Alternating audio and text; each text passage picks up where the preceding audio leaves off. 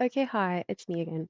So I have this problem where I obsess over things and I can't get it out of my head until I find a resolution for it. So if it's music or if it's a, a problem with a client or if it's some societal issue that I have picked up and I th- I want to find solutions to problems, and that's pretty much where I come into people's lives. Is I'm like an architect of change vibes.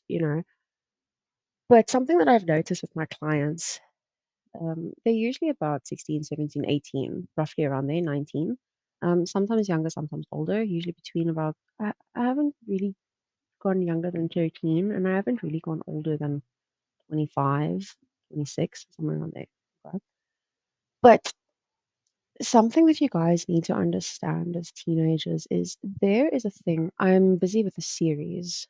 It's Eric Erickson's Psychosocial Stages of Development, and I am actually in the process of doing a series on it. I've already published two videos.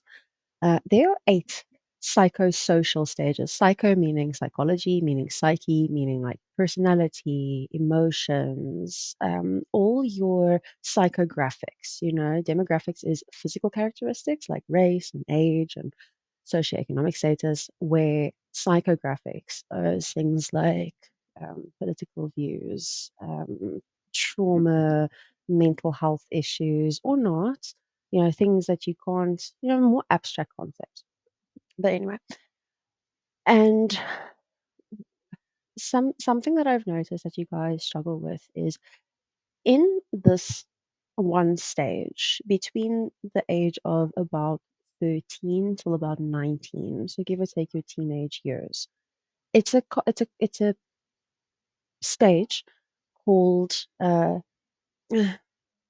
identity versus role confusion. Now, Eric Erickson's stages are absolutely phenomenal. Anybody who is interested in understanding a simple way to move through life. What do I need to know by what age? Like this is my no era, or this is my health era. These stages are essentially that. Okay, this is my generativity era. This is my identity era. Now, you as a teenager, you are going through identity versus role confusion. It is imperative, that means important. It's more than important. It is imperative that you understand that you need to identify who you are separate from your parents, separate from your culture, separate from everything that everyone's telling you to be constantly. And that is why it's so difficult being in your age group. That is why it's like I'm being treated like a child, but I'm expected to act like an adult. And that dichotomy, that push and pull constantly is very, very, very difficult, and it's very tricky as well. So when I work with my clients, something that I have also noticed, I spoke about this with my husband last night. Something that I noticed is 90% of everybody's problems are their parents. That I heard from someone somewhere along the line of my existence, and I have been looking at that for a while, and I've been like, okay, interesting. So 90% of my problem is my parents. And I looked at my parents, love them, hate them, whatever. Um, your parents, love them, hate them, whatever. It is very true. And I have noticed that the best contracts are the contracts where the parents are there, they are present, but there are very little expectations. There are also, I mean, there are restrictions, there are guidelines, there are boundaries. Please, maintain your boundaries, but they are not coming with labels that they're wanting to attach to a person, especially this whole debate on maths. Okay, maths versus maths lit versus getting good marks in maths versus now you're never going to amount to anything if you don't have maths. Bullshit. Anybody that says that is an idiot and they don't know what they're talking about. Okay, yes, there are certain restrictions into certain industries, but I mean, majority of the time, it's actually your home language mark, specifically English, that gets you into a university for in majority of cases. Yes, there are those where it's maths, but also remember that if you have to have maths to apply to do something in the field, to study that qualification, it means that there's maths in the industry. So if you don't like maths, then why are you studying something that is requiring maths to enter? It just doesn't make sense to me. Anyway, um, but 90% of my clients' problems are their parents. And the difficulty is that in majority of cases, it is the parent that's busy funding the education, that's busy funding the counseling, that's busy funding my programs. So it's that you have to dance on this very, very, very fine line, and it's tricky. Now, as tricky as what it is for you, so it is for me. Um, so just understand that you are in the stage where you are trying to identify who you are. Who am I? That's why, especially with homeschoolers, what's nice about homeschooling is that you can grow your hair out, you can paint your nails and chip them and whatever. You can honestly, okay. I always say whenever a client is like, "Yeah, but this and this and this," I'm like, I don't care. It's like this is not my kid. Okay. If you want your child to walk in public like that, then more power to you, babes. That's got nothing to do with me. I don't care. But don't treat me with disrespect. Okay. Don't waste my time. Um, Collaborate with me, like participate with me in developing your future. Other than that, I don't really care. And don't come on to me or any of my other clients. Okay? Like keep that. It's inappropriate. Please don't do that. Okay?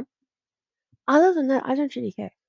Um, but that's the thing. You need to identify who you are. And the problem is that I'm all for parents having boundaries and I'm all for parents disciplining their children. The issue is just you're not disciplining your children. You're not raising your children. You stop being mommy and daddy when the child turns 12.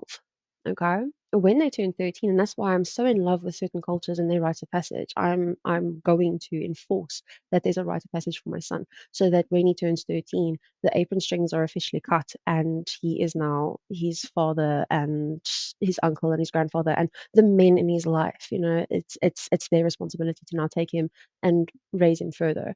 Um, but for me, it's like parents, once a child turns a certain age, 13, 14, 15, you are no longer their parent. I mean, you are their parent, but you're no longer their parent in the sense of the word. You are their coach. You are their the first fundamental years of their life. That's where you teach them the rules of the game. But then they need to practice the rules while they're still under your authority, so that when they go out into the real world, they know exactly what the rules of engagement are. And that's the issue that I've got with a lot of my clients and clients from the past. And I mean, I'm assuming there's going to be a couple of them in the future as well. Um, which is such a pity, because in majority of cases, the reason why the contract, why my programs don't um, manifest the way that I hope that they will, is because the parents get in the way. The parent is disappointed because the child got a bad mark. So they tried something out. They got a bad mark. Now you having this attitude and this opinion that, oh, now my child is this, you are causing more damage than anything else that can happen to that child, because I have said to them, try this out. Try figure out something what works. But how do you know what works and what doesn't work? Because there is a failure attached to it. We need to teach these kids to be comfortable with failure. We need to teach them to be comfortable with bad marks. Now, I'm not saying every single mark is going to be a bad mark, but across the board, I've gotten a couple marks in the 30s as well. Okay. I've gotten a couple doozies. I've had a couple bad results where I sat there going, "Oh my word, my life is over." And that was the moment when I learned how to study. That was the moment when I took ownership of my own existence, because I was like, I'm never going to allow myself to get a mark like this again. Again, if I do, then it's data. It's just information to tell me what I mustn't do. Because what is an expert? An expert is someone who has made every single mistake in a very, very, very small industry, a very, very small body of knowledge. Because everyone thinks, oh, this person has a PhD, they're so intelligent, they're so calm down, okay? And I'm not saying they're not, I'm not saying that they are, but calm down. You don't know what it means. When you are in primary school, you have a very short, small number of subjects, okay? 4 subjects. And the foundation phase and an intermediate phase, okay? You have 4 subjects, and then it goes up to about 6 subjects. Then in grade 7, 8, 9, it goes up to 9 subjects. I think it's 10 subjects, because history and geography are not the same thing, and I don't care what anybody says, okay? It's completely different content. It's just Ugh, why do they merge them together? It's just stupid. So there's 10 subjects. But then when you go to grade 10, 11, 12, you then have 7 subjects. Then when you go to university, you have a lot of subjects. It depends on what you're studying, but you're looking at about 5 courses per semester. A semester is 6 months. So from January till June, and then from July until November, because December is obviously ending of the year, moderation, marking, blah blah blah blah blah, holidays, Christmas, festive seasons, etc. But that is essentially what we are working with. Okay.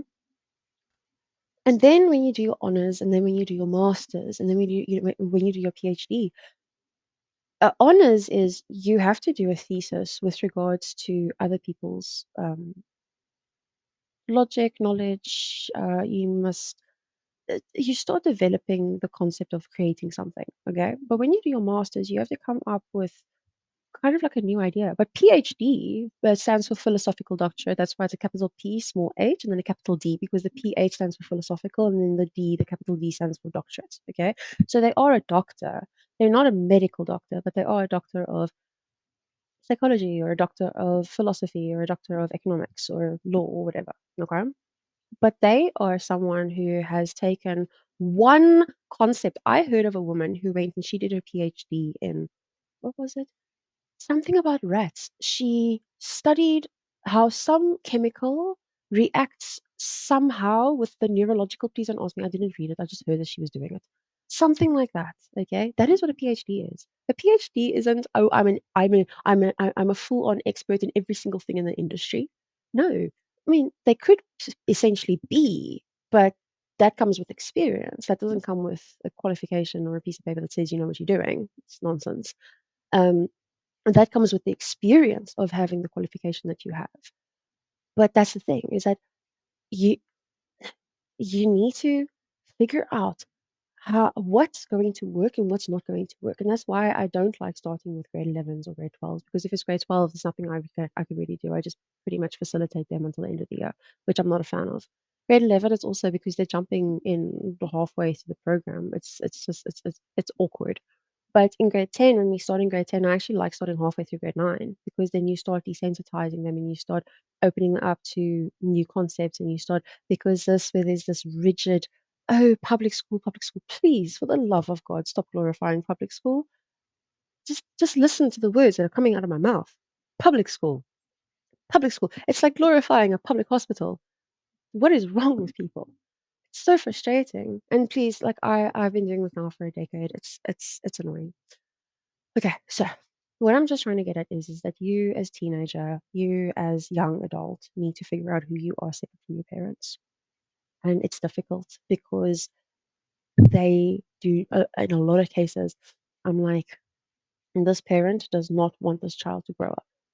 Because my child can't sit down and study by themselves for 2 hours.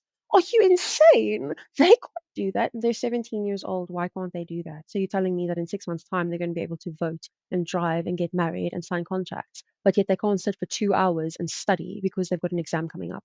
What is wrong with you? Okay, you are getting in the way of your child growing up. The only way for them to grow up is for them to accept accountability and for them to accept responsibility. And if things go awry, then you jump in and you help them solve their own problem. You don't jump in and solve their problem for them. Okay?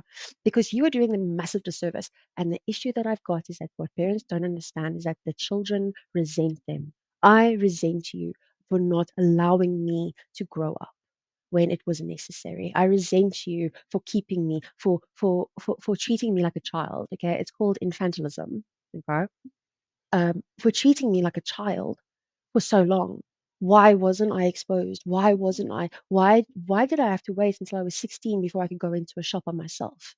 Okay, what the hell is wrong with these parents? Because the thing is that and what's even worse is that these parents come from, give or take, my generation. Okay, I'm a millennial, but I was born like at the bitter end. Okay, like I'm actually what they call a zillennial. So I'm like a Gen Z cross with a millennial because I understand both cultures very easily.